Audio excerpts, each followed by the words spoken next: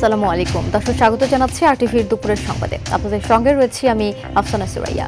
প্রধান উপদেষ্টা নির্বাচনী ঘোষণার পর এখন দেশের আইন শৃঙ্খলা পরিস্থিতির উন্নতি সরকারের সবচেয়ে বড় চ্যালেঞ্জ বলে মনে করছেন নির্বাচন বিশেষজ্ঞরা। তারা বলছেন, নির্বাচন কমিশনের উচিত পূর্ণাঙ্গ রোডম্যাপ ঘোষণার পাশাপাশি সীমানা পুনর্নির্ধারণ ও রাজনৈতিক দলের নিবন্ধন দ্রুত শেষ করা। দলগুলো সহিষ্ণু আচরণ না করলে ভোটের পরিবেশ বিঘ্ন হতে পারে বলেও আশঙ্কা বিশেষজ্ঞদের। আতিকা রহমানের রিপোর্টে বিস্তারিত। মুক্ত করতে অকাতরে জীবন উৎসর্গ করেছে প্রধান উপদেষ্টা ডক্টর মোহাম্মদ ইউনূসের নির্বাচনের সময় ঘোষণার মধ্য দিয়ে দূর হলো ভোট হওয়া না হওয়া নিয়ে সব ধরনের শঙ্কা।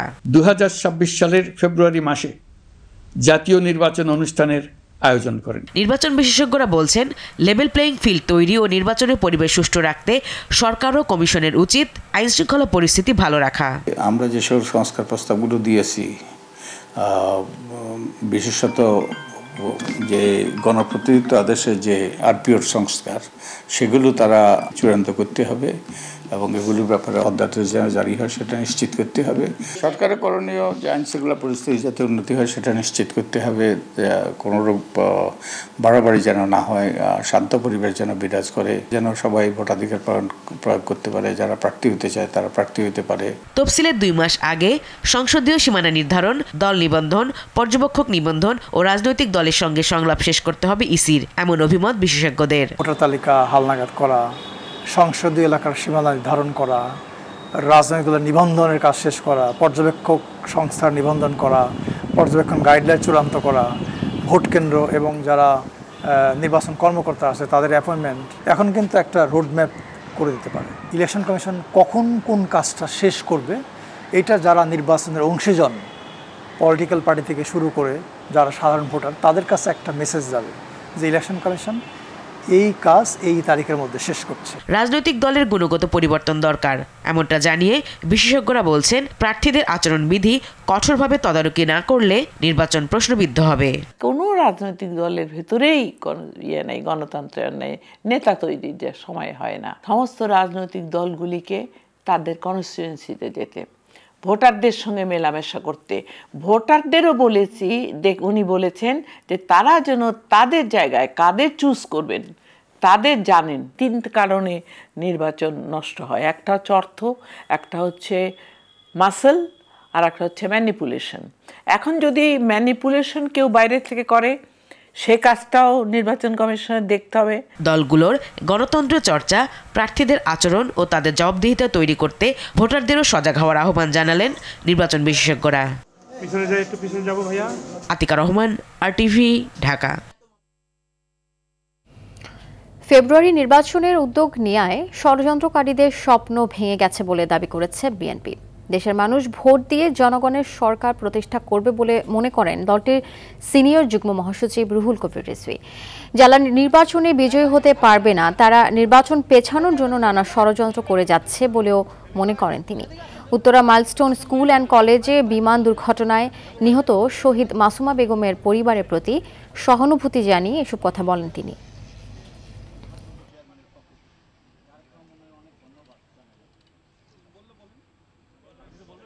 অন্তর্বর্তীকালীন সরকারের প্রতি জনগণের বিশ্বাসও সেই কারণেই রাখা হয়েছে। তারা যেটা করবে, একটা স্বচ্ছ স্ফটিক স্বচ্ছ নির্বাচন, সেই নির্বাচন অনুষ্ঠিত হবে। এনসিপির কিছু নেতৃবৃন্দ কক্সবাজারে গিয়েছে, আপনারা যেতেই পারেন, অসুবিধা কিছু। সেখানে যদি কোনো কূটনীতিকের সাথে আপনাদের সাথে আলাপ আলোচনা যদি হওয়ার যদি প্রোগ্রাম থাকে, সেটা হতেই পারে। কিন্তু মানুষের সংশয় হচ্ছে, সন্দেহ হচ্ছে যে লুকোচুরি কেন। জুলাই ছাত্র গণঅভ্যুত্থানে আশুলিয়ার 6 লাশ পোড়ানোর ঘটনায় দায়ের করা মানবতা বিরোধী মামলায় অভিযোগ গঠনের নির্দেশ দিয়েছে আন্তর্জাতিক অপরাধ ট্রাইব্যুনাল। অভিযোগ গঠনের পরবর্তী শুনানি 13ই আগস্ট। এদিন শুনানি করবেন মামলার আসামি পক্ষ। বিচারপতি নজরুল ইসলাম চৌধুরীর নেতৃত্বে আন্তর্জাতিক অপরাধ ট্রাইব্যুনাল 2-এ আদেশ দেয়। মামলার মোট 16 আসামির মধ্যে 8 জনকে হাজির করা হয়। আজ সকালে রাষ্ট্রপক্ষের শুনানিতে আসামিদের বিরুদ্ধে 2টি গুরুতর মানবিক অপরাধ সংগঠিত করার শুনানি হয়, যার মধ্যে হত্যা এবং লাশ পোড়ানো অন্যতম।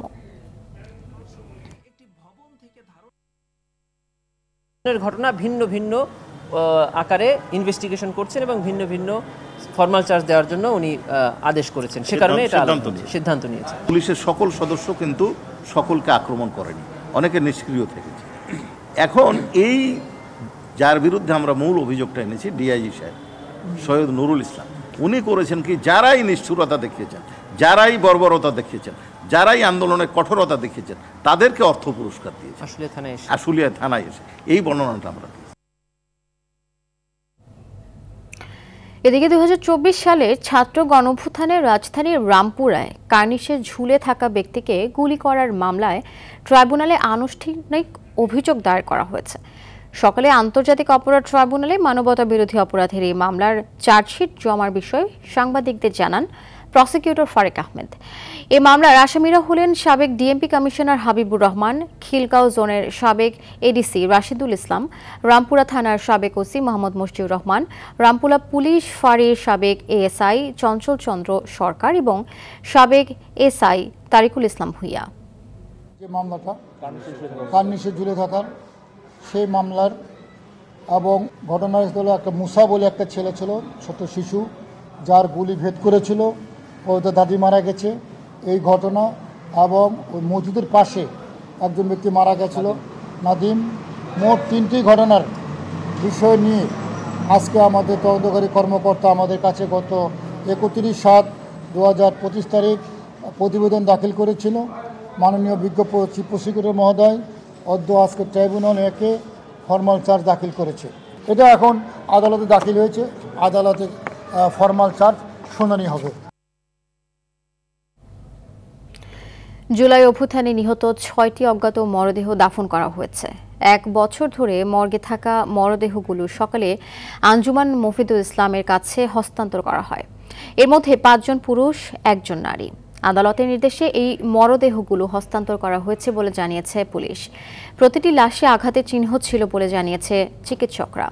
সাকিবুর রহমান রিপোর্টে বিস্তারিত। জুলাই আন্দোলনের পর দীর্ঘ 1 বছর ধরে ঢাকা মেডিকেল কলেজ হাসপাতালের মর্গে পড়েছিল অজ্ঞাত 6টি মরদেহ। বছর পেরোলেও কেউ আসেনি তাদের খোঁজে। নিহতের পরিচয় শনাক্ত করা সম্ভব না হয় অবশেষে অজ্ঞাত হিসেবে দাফনের সিদ্ধান্ত নেওয়া হয়। 6টা ডেড বডি ছিল, তার মধ্যে একটা ছিল মহিলা আর 5 জন ছিল পুরুষ। ওদের বয়সের রেঞ্জ ছিল 20 থেকে 32 বছর। আননোন যেটা 6টা বডি ছিল তার মধ্যে একটা ছিল শর্টগান ইঞ্জুরি, আর বাকি 5টা ডেড বডি ছিল সেগুলো হলো ব্লান্ট ট্রমা। মানে ব্লান্ট ট্রমা মানে সেটা হলো ভূতা কোনো অস্ত্র দিয়ে আঘাত করে মারা হয়েছে। সকালে অজ্ঞাত 6 মরদেহ হস্তান্তর করা হয় আঞ্জুমান মুফিদুল ইসলামকে। সিদ্ধান্ত হয় জুরাইন কবরস্থানে দাফনের। তবে ভবিষ্যতে শনাক্তের আশায় মরদেহগুলোর ডিএনএ সংরক্ষণ করা হয়েছে। এই লাশগুলো প্রত্যেকটাই আমরা নাম্বার দিয়ে সিরিয়াল দেওয়া আছে। এগুলো যেখানে কবরস্থ করা হবে সেখানে এগুলোর সিরিয়াল থাকবে, প্ল্যাকার্ড থাকবে, যাতে ভবিষ্যতে যদি কেউ এই ডিএনএ স্যাম্পল কালেক্ট করা আছে যদি কোনো আইডেন্টিফাই হয়ে যায় তখন আমরা সেই লাশগুলো সেভাবে সিদ্ধান্ত নিতে পারবো। 6 জনের মধ্যে 5 জনের মৃত্যুর কারণ আঘাতজনিত এবং 1 জন মারা যান শর্টগানের আঘাতে। সাকিবুর রহমান, RTV, ঢাকা। এদিকে জুলাই গণঅভ্যুত্থানের 8 জন শহীদের গেজেট বাতিল করে প্রজ্ঞাপন জারি করেছে সরকার। রোববার মুক্তিযুদ্ধ মন্ত্রণালয়ের গেজেট অধিশাখা তালিকা থেকে তাদের নাম বাদ দিয়ে এই প্রজ্ঞাপন জারি করে। তবে তাদের নাম বাদ দেওয়ার কারণ সম্পর্কে প্রজ্ঞাপনে কিছু বলা হয়নি। এতে বলা হয়, জুলাই গণঅভ্যুত্থানে শহীদ পরিবার ও জুলাই যোদ্ধাদের কল্যাণ ও পুনর্বাসন অধ্যাদেশ 2025 এবং রুলস অফ বিজনেস অনুযায়ী এই 8 জন জুলাই শহীদের গেজেট বাতিল করা হয়েছে। বাদ পড়া 8 জন হলেন টাঙ্গাইলের মোহাম্মদ খলিলুর রহমান তালুকদার, ঢাকার রামপুরার মুসলে উদ্দিন, নরসিংদীর জিন্না মিয়া, ঢাকার দৌলতখানের শাহজামান, সাভারের মোহাম্মদ রনি, নারায়ণগঞ্জের তাহিদুল আলম জিসান, পটুয়াখালীর বশির সর্দার ও শরীয়তপুরের বাঁধন।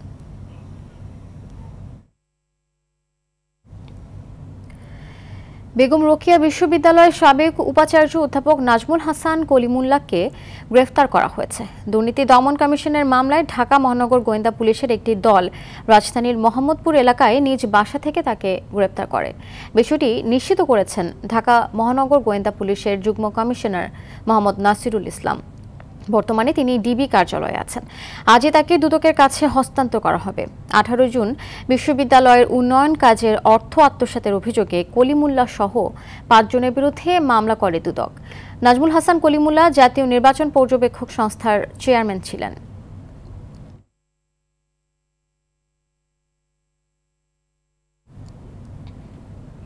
রাজধানীর বসুন্ধরার কেবি কনভেনশন হলে আওয়ামী লীগের গোপন বৈঠকের ঘটনায় ভাটারা থানার সন্ত্রাস বিরোধী আইনের মামলায় গ্রেপ্তার দেখানো হয়েছে মেজর সাদিকুলের স্ত্রী সুমাইয়া জাফরিনকে।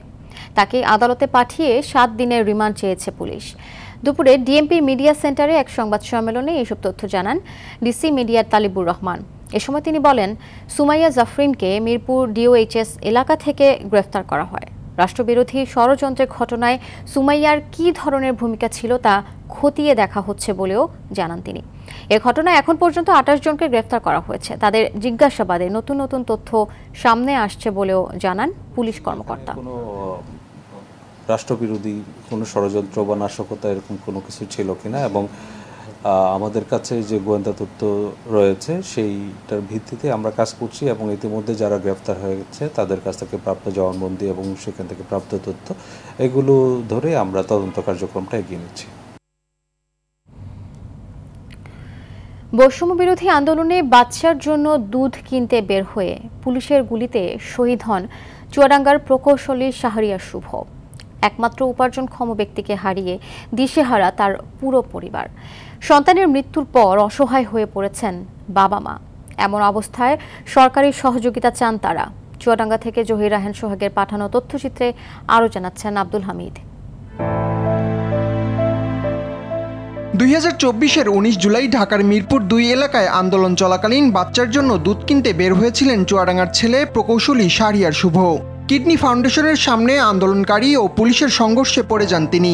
গুলির আঘাতে সেখানেই লুটিয়ে পড়েন শুভ। হাসপাতালে চিকিৎসাধীন অবস্থায় 23 জুলাই মারা যান শুভ। বছর পেরোলেও তাকে হারানোর শোক এখনো কাটিয়ে উঠতে পারেনি পরিবার। চলে গেল ঢাকায়, সেদিনকে আমি হাতে করে খাওয়াই দিয়েছি। আজ 1 বছর হয়ে গেল। আমি কি করবো এখন? যে সরকারি ক্ষমতায় আসুক আমার জন্য পাশে থাকে, আর ওর নামে যেন আমাদের খোঁজ খবর নেয়, আর ওর পাশে যাতে আমাদের পাশে যাতে থাকে, আর ওর নামে একটা কিছু যাতে করে দেয়। এখন আমাদের খোঁজ খবর নেবার মতন তো কেউ নেই, আমাদের বাবা নেই, মা নেই, কেউ নাই। এখন আমরা খুবই দুঃখিত। তো এই কারণে আমরা বলতে চাচ্ছি যে আমাদের বোনটা হয়তো যাতে সুখে থাকে, বোনাইটা সুখে থাকে, সেইভাবে ওরা দাবি চাচ্ছি। সে শহীদ হওয়ার পর থেকে তার এখন বাপ মার বা সংসার যে খরচটা এটা বহন করার মতন কেউ নাই। শুভর পরিবারকে সরকারিভাবে সব ধরনের সহায়তা করা হচ্ছে বলে জানান জেলা প্রশাসক মোহাম্মদ জহিরুল ইসলাম। আমরা চেষ্টা করেছি প্রশাসনের তরফ থেকে তাদের বিভিন্ন সমস্যাগুলো নিবিড়ভাবে পর্যবেক্ষণ করে সমাধানের জন্য। ইতিপূর্বে আমরা আর্থিকভাবে কিছু সহায়তা করেছি, বিশেষ করে জেলা পরিষদের তরফ থেকে আমরা সহায়তা করেছি। 1 বছরেও হত্যাকাণ্ডের বিচার প্রক্রিয়ায় অগ্রগতি না হয় ক্ষুব্ধ শুভর স্বজনরা। দ্রুত হত্যাকারীদের দৃষ্টান্তমূলক বিচার নিশ্চিতের দাবি তাদের। আব্দুল হামিদ, RTV। কাপ্তাই হ্রদে পানির উচ্চতা বাড়তে থাকায় 3 ফুট করে খুলে দেওয়া হয়েছে 16টি জলকপাট। এতে 58,000 কিউসেক পানি লেক থেকে কর্ণফুলী নদীতে গিয়ে পড়ছে। কাপ্তাই বিদ্যুৎ কেন্দ্রের ব্যবস্থাপক প্রকৌশলী মাহমুদ হাসান জানান, লেকে পানির উচ্চতা বিপদসীমার নিচে রাখতে ব্যবস্থা নেওয়া হচ্ছে। পানি বাড়ার ফলে জেলা শহর ও কয়েকটি উপজেলার নির্মাঞ্চল প্লাবিত হয়েছে। এদিকে লালমনিরহাটে তিস্তা নদীর পানি নেমে গিয়ে বিপদসীমার 20 সেন্টিমিটার নিচ দিয়ে প্রবাহিত হচ্ছে। তবে বন্যা পরিস্থিতি এখনও অপরিবর্তিত রয়েছে। বন্যা সতর্কীকরণ ও পূর্বাভাস কেন্দ্র জানিয়েছে আবারও বিপদসীমা অতিক্রম করতে পারে তিস্তার পানি।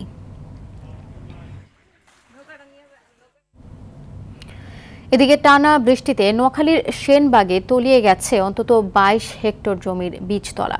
পচে গেছে বিপুল আমনের চারা গাছ। এতে ব্যাপক ক্ষয়ক্ষতির মুখে পড়েছেন কৃষকরা। এছাড়া শুকনো খাদ্যের পাশাপাশি দেখা দিয়েছে গো খাদ্যের সংকট। ভেসে গেছে পুকুরের মাছও। রাস্তাঘাট ক্ষতিগ্রস্ত হওয়ায় ব্যাহত হচ্ছে যোগাযোগ ব্যবস্থা। নোয়াখালীর সেনবাগ প্রতিনিধি জাহাঙ্গীর পাটোয়ারির পাঠানো তথ্যচিত্রে আরও জানাচ্ছেন সাকিব আল হাসান। গেল বছরের ভয়াবহ বন্যার রেশ কাটতে না কাটতেই এবছরের টানা বৃষ্টিতে প্লাবিত হয়েছে নোয়াখালী সেনবাগের অধিকাংশ এলাকা। পানি নামার সাথে সাথে দৃশ্যমান হচ্ছে ক্ষয়ক্ষতির চিহ্ন। উপজেলা কৃষি অফিসের তথ্য মতে বন্যায় অন্তত 22 হেক্টর পরিমাণ আমনের বীজতলা ক্ষতিগ্রস্ত হয়েছে। উঁচুতে থাকা চারাগাছ নষ্ট না হলেও ক্ষেতের পানি এখনো না নামায় চাষ নিয়ে শঙ্কায় কৃষক। টাকাও নাই, সেই সময়ও নাই, আর ফলাম যে কোনো ভিটি তো সব পানিতে ভাসায়। এখন অতি বৃষ্টির কারণে আমাদের পানি ফসলগুলা নষ্ট হয়ে গেছে। সরকারের কাছে আকুল আবেদন, যেখানে বাঁধ আছে ওইগুলো আমাদের যেন দ্রুতভাবে সংস্কার করে। বৃষ্টি অব্যাহত থাকলে উপজেলার 80 হেক্টর বীজতলা পানির নিচে ডুবে যাওয়ার শঙ্কা। এবছরের আমনে আমাদের টার্গেট 6325 হেক্টর। এর প্রেক্ষিতে আমাদের বীজতলা টার্গেট 350 হেক্টর। ইতিমধ্যে আমাদের 110 হেক্টর বীজতলা হয়েছে, কিন্তু টানা বৃষ্টির কারণে প্রায় 22 হেক্টর বীজতলা নষ্ট হয়েছে। এদিকে টানা বৃষ্টিতে ভেসে গেছে পুকুরের মাছ। পানির নিচে থাকায় কোথাও কোথাও সড়কের কার্পেটিং উঠে গেছে। যোগাযোগ ব্যবস্থা ব্যাহত হওয়ার পাশাপাশি দেখা দিয়েছে খাদ্য সংকট। বীজতলা বসাবো, এই টাইমে বৃষ্টির পানি আমাদের নষ্ট হয়ে গেছে। এখন আমরা হালত বরাদ করে ধান কিনছি। যে ঋণ হয়েছি, এই ঋণ তো আগের তো শোধ করতে পারি নাই, এখনো কিন্তু যে ধরা খাইছি এটা কাটি উঠবার মতো কোনো লাইন আমাদের নাই। সেনবাগ উপজেলায় এবছর 6325 হেক্টর জমিতে আমন চাষের লক্ষ্যমাত্রায় 110 হেক্টর জমিতে বীজ রোপণ করা হয়েছে। সাকিব আল হাসান, RTV। টাঙ্গাইলের ধনবাড়িতে পিকআপ ও মোটরসাইকেলের মুখোমুখি সংঘর্ষে 3 জন নিহত হয়েছেন। এতে আহত হয়েছেন আরও 1 জন। সকালে টাঙ্গাইল জামালপুর সড়কের উপজেলার বিলাসপুর বটতলা এলাকায় এই দুর্ঘটনা ঘটে। নিহতরা হলেন জামালপুরের জুয়েল রানা, স্বপন মিয়া ও আলামিন। পুলিশ জানায় মধুপুর থেকে ছেড়ে আসা জামালপুরগামী একটি পিকআপ ভ্যানের সঙ্গে বিপরীত দিক থেকে আসা একটি মোটরসাইকেলের সংঘর্ষ হয়। এতে ঘটনাস্থলেই পিকআপ চালক ও 2 মোটরসাইকেল আরোহীর মৃত্যু হয়।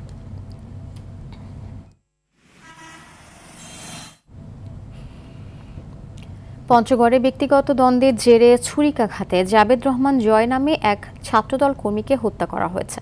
জেলা শহরে সিনেমা হল মার্কেটের সামনে এ ঘটনা ঘটে। নিহতের বাড়ি পঞ্চগড় পৌরসভার আখেরি রোড এলাকায়। পুলিশ ও স্থানীয়রা জানান, ছাত্রদল কর্মী আলামিন এবং পারভেজের সঙ্গে তার ব্যক্তিগত দ্বন্দ্ব ছিল। এর জের ধরে কথা কাটাকাটি হয় তাদের মধ্যে। এক পর্যায়ে জয়কে ছুরিকাঘাত করে পালিয়ে যায় তারা। রংপুর মেডিকেলে নেয়ার পথে মারা যান তিনি। আসামিদের ধরতে পুলিশের পাশাপাশি অভিযান চালাচ্ছে সেনাবাহিনী।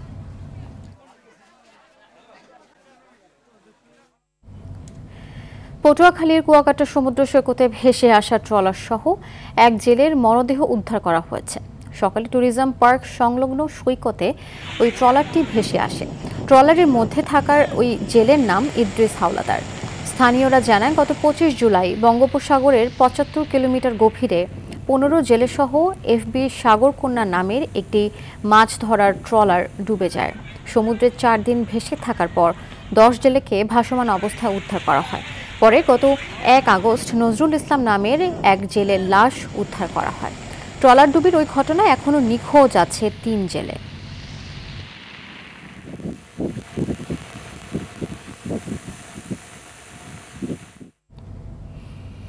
রাজধানীর মোহাম্মদপুরে সেনাবাহিনীর অভিযানে ককটেল ও বিপুল পরিমাণ দেশীয় অস্ত্রসহ 4 জনকে গ্রেপ্তার করা হয়েছে। ভোররাতে চালানো এক অভিযানে চিহ্নিত কিশোর গ্যাংয়ের নেতা নয়ন ও তার 3 সহযোগীকে গ্রেপ্তার করে সেনাবাহিনী।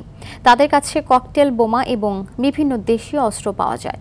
কয়েকদিন আগে মোহাম্মদপুরের চাঁদ উদ্যানে কয়েকজনের দেশীয় অস্ত্র নিয়ে মহড়া ও চাঁদা না দেওয়ায় এক ব্যক্তিকে কোপানোর ভিডিও সামাজিক মাধ্যমে ছড়িয়ে পড়ার পর তাদের ধরতে অভিযানে নামেছে সেনাবাহিনীর 46 স্বতন্ত্র পদাতিক ব্রিগেডের সদস্যরা। প্রাথমিক জিজ্ঞাসাবাদে তারা এলাকার প্রভাব বিস্তার, ভয় দেখিয়ে চাঁদাবাজি এবং সন্ত্রাসী কার্যক্রমের কথা স্বীকার করেছে। পরে সকালে আসামিদের মোহাম্মদপুর থানায় হস্তান্তর করা হয়।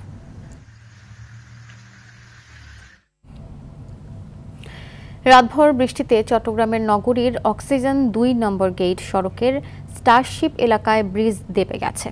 এতে সড়কের একপাশে যানবাহন চলাচল বন্ধ হয়ে গেছে। গেল রাতে পানির চাপে ব্রিজটি ক্ষতিগ্রস্ত হয়। বর্তমানে সড়কের এক পাশ দিয়ে ঝুঁকি নিয়ে যানবাহন চলাচল করছে। বায়েজিদ থানার উপপরিদর্শক শামসুল আলম জানান, ব্রিজ দেবে যান চলাচল ব্যাহত হচ্ছে। স্থানীয় আবহাওয়া অফিস জানিয়েছে, সকাল 9টা পর্যন্ত 24 ঘন্টায় নগরে 81 মিলিমিটার বৃষ্টিপাত হয়েছে। এদিকে বৃষ্টিতে নগরীর বহদ্দারহাট, জিএসি, মুরাদপুর, আগ্রাবাদ, চকবাজারের জলাবদ্ধতা সৃষ্টি হয়েছে। এসব এলাকার বাসাবাড়ি, দোকানপাট পানিতে তলিয়ে গেছে। সড়কে যান চলাচল কম থাকায় বিপাকে পড়েন অফিস ও স্কুলগামীরা।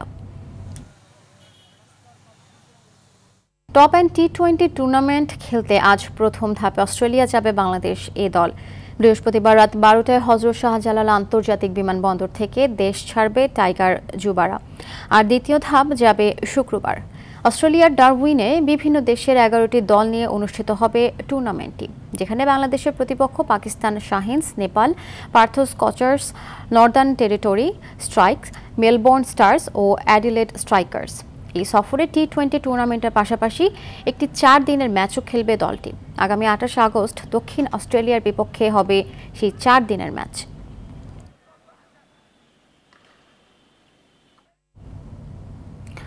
এএফসি ফুটসাল এশিয়ান কাপের বাছাইকে সামনে রেখে 24 জনের প্রাথমিক দল ঘোষণা করেছে বাংলাদেশ ফুটবল ফেডারেশন। বৃহস্পতিবার দলের সুযোগ পাওয়া ফুটবলারদের নাম প্রকাশ করে বাফুফে। গত জুলাইতে প্রাথমিকভাবে 53 জনকে বাছাই করা হয়। এবার সেই তালিকা থেকে 24 ফুটবলারের নাম রেজিস্ট্রেশন করা হবে এএফসিতে। তবে মালয়েশিয়া এশিয়ান কাপ বাছাই খেলতে যাবেন 14 জন। কোচ সাইদ খোদারাহমি দলের সাথে যুক্ত হয়ে চূড়ান্ত বাছাই সম্পন্ন করবেন। 20 সেপ্টেম্বর থেকে শুরু হওয়া বাছাই পর্বে বাংলাদেশের প্রতিপক্ষ শক্তিশালী ইরান, সংযুক্ত আরব আমিরাত ও স্বাগতিক মালয়েশিয়া।